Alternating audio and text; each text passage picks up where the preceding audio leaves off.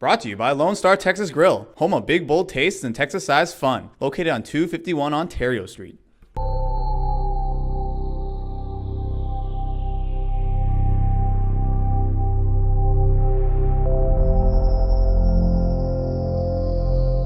Hi, welcome to QTV Profiles. My name is Alyssa.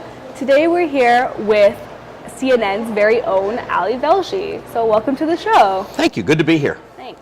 Can you tell us about your experience at Queen's? Why did you choose to get your degree in religious studies? Well, I really thought of Queen's as a great liberal arts school. And so I was looking for an area of study. I assumed I would go on to do professional studies at some point afterwards. So I wanted an undergraduate degree that was sort of that replicate the liberal arts experience as much as possible. And what was then the Department of Religious Studies was small enough that in order to sort of get the fullest education or complete the requirements, you needed to do things in different course areas. So it was a way of getting more electives in the arts than you could do in another program. I just wanted to get as diverse an experience as possible, and religious studies allowed me to do that. How else do you see that Queen's has changed since you were a student? Well, it's, in a lot of ways, and I mean this as a compliment, a lot hasn't changed. A lot of it is still people who want to study, have a great university experience.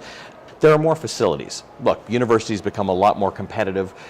People choose their schools for different reasons, including some of the recreational facilities and some of the conveniences and some of the places that you live. So Queen's has changed in a way that allows it to be more competitive to a broader range of students. I'll tell you that the biggest difference, obviously, is the internet. When I was here, it was just fledgling, so we didn't see shows like this on the web. You didn't have internet communication. You didn't have cell phones. You didn't get to research on the web the way you do now. So I would guess that generally speaking, students are more informed, more in touch, have access to more information than we had then, but that's a global phenomenon. Yeah. Previously, you talked about getting your degree in religious studies. Yeah. How does it help you in your current career, or does it affect that at all? So at the highest level, it doesn't really have all that much impact. I mean, it's not stuff that I deal with on a daily basis. But when you think about it, when you think about the world's problems and issues right now, they sort of divide into two camps. One is economic, and everybody's facing economic issues. Some places are doing far better than others. And the other one really is religious. It's quite remarkable how much of the world's problems remain mired in religion. This is not a new phenomenon, obviously. It's been going on for thousands of years. But it's no less prevalent today. In fact, if anything, it's more prevalent. So having a basic understanding of religion has always helped me in the coverage of the news. I mean, a lot of what we do ends up having to be about religion, even in the United States. I mean, it's not, there are a lot of people's political decisions that are based on their faith-based decisions. A lot of it is nonsense. A lot of it is not actually based in anything true, but that's never stopped people from having conflicts about their beliefs. So it's in that way that the liberal arts are helpful to you in understanding life in the world. That's what religious studies did for me. That sounds good. So how and when did you know that you were interested in journalism and economics? Well, the journalism part was obvious. That I'd always been interested in, and I knew Queen's had a good tradition of journalistic institutions without having a journalism school. So when I was here, I did very little for TV. I did some work on radio, and I worked for the Queen's Journal. What made you decide to move to New York, and how does it compare with your former home of Toronto? Well, two very interesting questions. I didn't really make a conscious decision to move to New York. I loved New York. I've always loved New York. I used to travel to it a lot, and I always thought it'd be nice to work there one day. But when the offer actually came, I wasn't really looking for it. It was strange. It was not the time. I was doing very well. I was in Toronto working for what was then ROB-TV, which is now BNN. And I loved it. I had a great life there, and I just didn't want to leave. And so I took it, and I went to New York. I wouldn't say grudgingly. I was very pleased to go, but I wasn't looking for that move.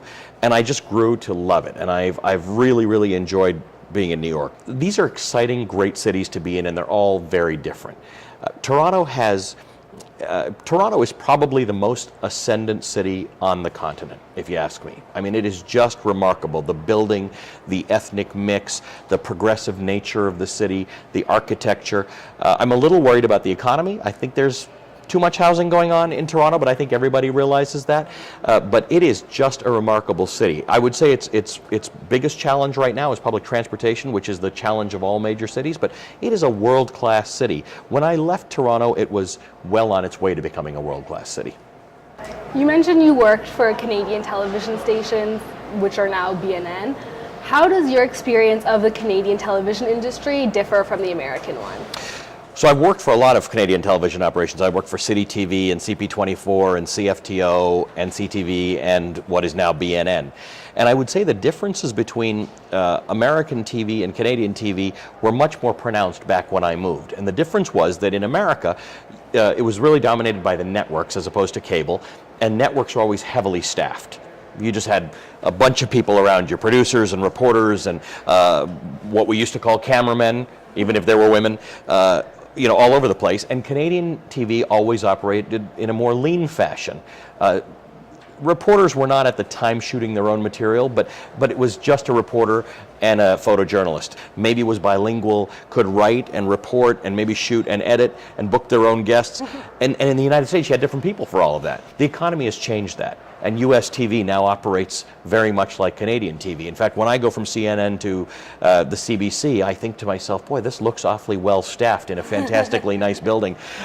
So that's the change. It's a lot more similar than it used to be. But back in the day, I think Americans liked grabbing Canadians because they said, these guys can do a lot with a little.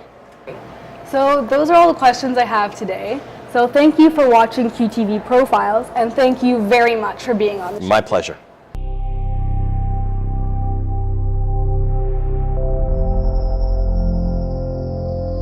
Brought to you by Lone Star Texas Grill, home of big bold tastes and Texas-sized fun, located on 251 Ontario Street.